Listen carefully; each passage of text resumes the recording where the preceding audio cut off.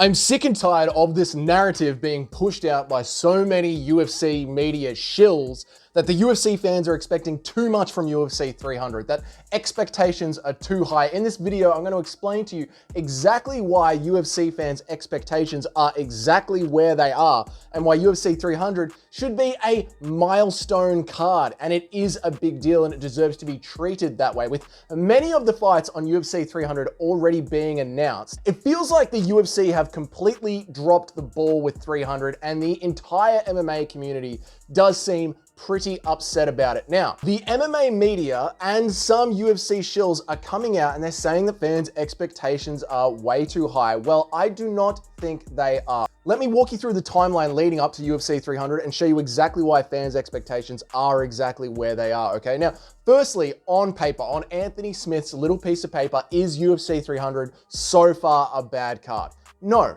it isn't. It's a really good card. But it's not UFC 300 where we expect something more. And why? It is specifically because we were sold something more. We were told that it's going to be more. The fact that the UFC are trying to bolster this up and hide behind 3 title fights, which we're going to talk about as well, doesn't make it a absolutely crazy UFC card pay-per-view, okay? Firstly, let's just start off with the fans' expectations, right? What actually led up to this moment? And I believe it goes all the way back to UFC 200.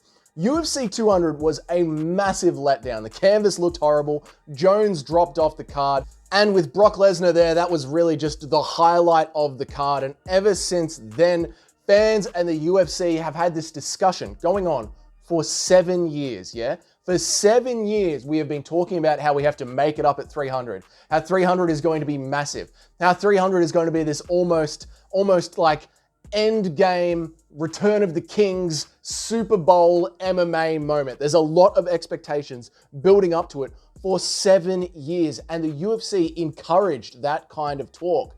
The other very important part of UFC 200 is Brock Lesnar. Brock Lesnar set a precedent at UFC 200. Look, leading up to the announcement of UFC 300, UFC's mouthpiece, Chael Sonnen, has been touting this line of be realistic, guys. Conor McGregor, the sport's biggest star, has this 6-month waiting period to get back into the sport because of the USADA testing pool. And then so would GSP. So would Masvidal, who said he was retired and I assume stepped out of the testing pool. But so would Brock Lesnar. So would Ronda Rousey. So would all of these old stars that we might be talking about and speculating that would come back for this milestone card. They undergo the same rules that Conor McGregor has to undergo. He is, of course, the sport's biggest star, and we can't just make an exception for him. Except that we already have the precedent.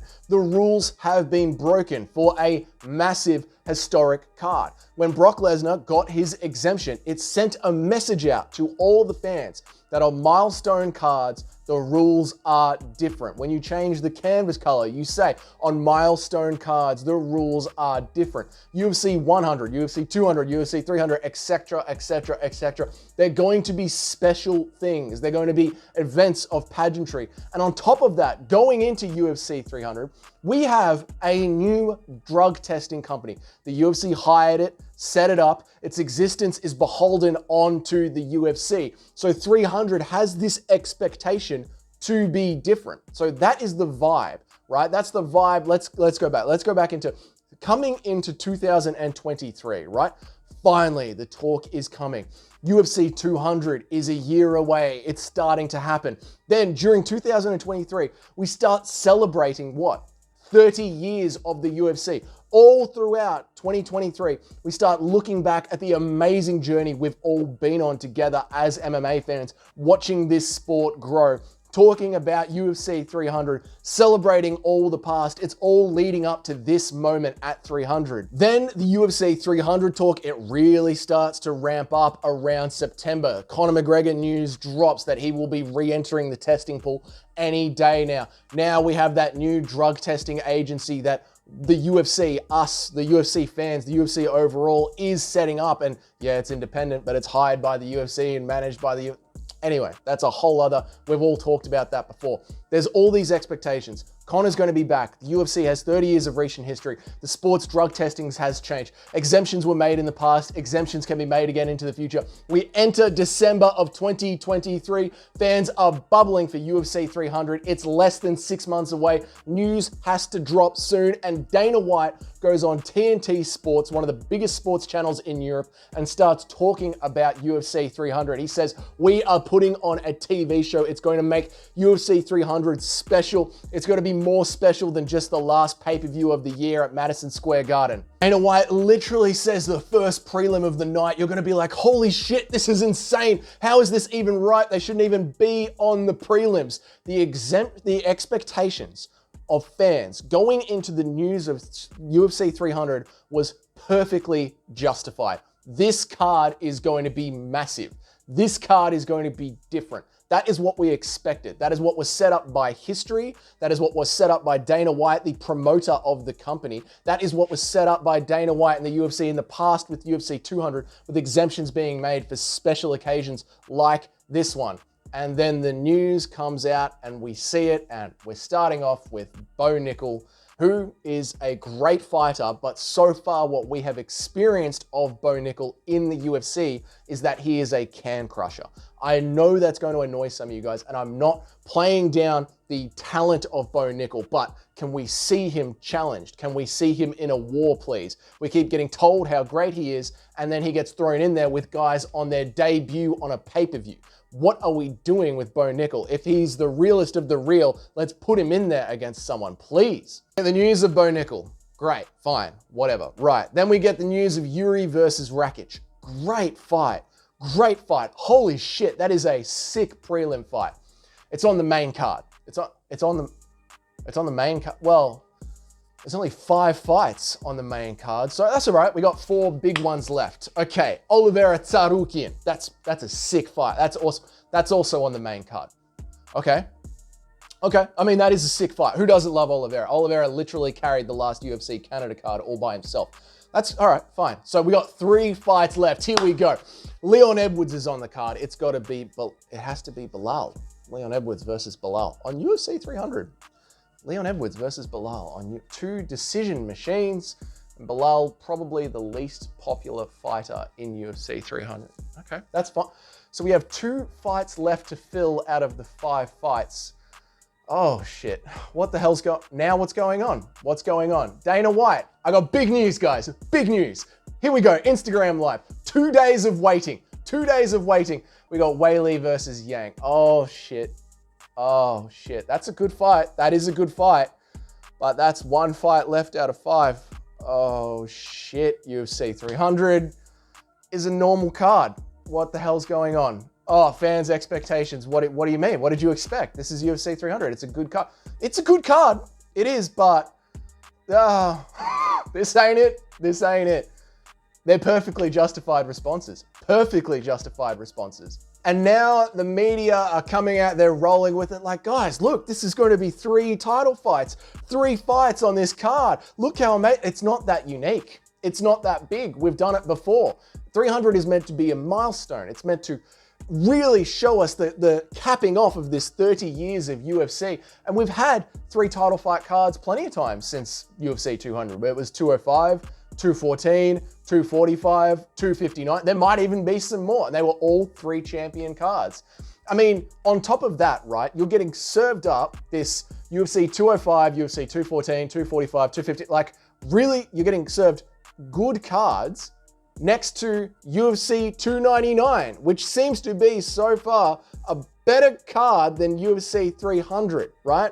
We've had this expectation for 7 years, followed up by fine, next to a card that is great, right? And they're getting told that your expectations are too high. No. You're being gaslit. If someone is telling you that fans' expectations were too high, you are being gaslit. The expectations were set by the UFC. The pieces of the puzzle were there, right? Masvidal is coming out of retirement. Nate hasn't signed on to another organization. That fight is purely just there for the casuals, right? Dustin versus Benoit is on a different card. You could have chucked that on UFC 300 prelims. That would be the Dana White, holy shit, how is this even on the prelims? That is a great fight for the hardcore fans. There's a fight for the casuals. There's a fight for the hardcore fans. I mean, the Wei Lee fight, obviously, that's a great fight. Obviously, there needs to be a WMMA fight on UFC 300 because of the message, but that's fine. That can go there. But the Bilal Edwards fight, why not put that on 301 or 302 to bolster up that and give us something different? Why are you holding up Stipe Miocic and Tom Aspinall just for John Jones? When he's ready to go, Stipe is sitting there in the crowd, ready to go. Conor McGregor has been begging to come back. He must have cleared the pool by now. Why don't you push him to get into the pool earlier? Why don't you write him an exemption to wrap up his 6 months earlier like you did with Brock Lesnar? There are so many pieces of the puzzle that could have gone together to deliver on UFC 300.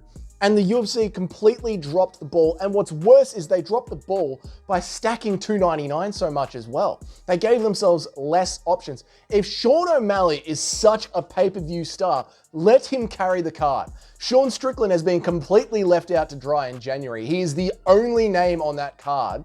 And Sean O'Malley, the big star, is getting all these names below him. It's like you're trying to devalue Sean Strickland because he must be such a pain in the ass to work with for sponsorships.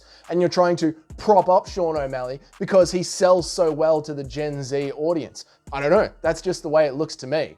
What's Dominic Cruz doing? What is Dominic Cruz doing? Why is Cody Garbrandt there and Dominic Cruz there ready to go? Why not have that open the prelims? That would be Dana White's holy shit moment. You would literally have a championship rematch kicking off the prelims. Instead, it's going to kick off with Bo Nickel, who is a great fighter, but what we've seen is Bo Nickel, a can crusher, and then Jim Miller, and there were other options to go with, and this is what you're serving us after all the things that I just explained leading up to UFC 300.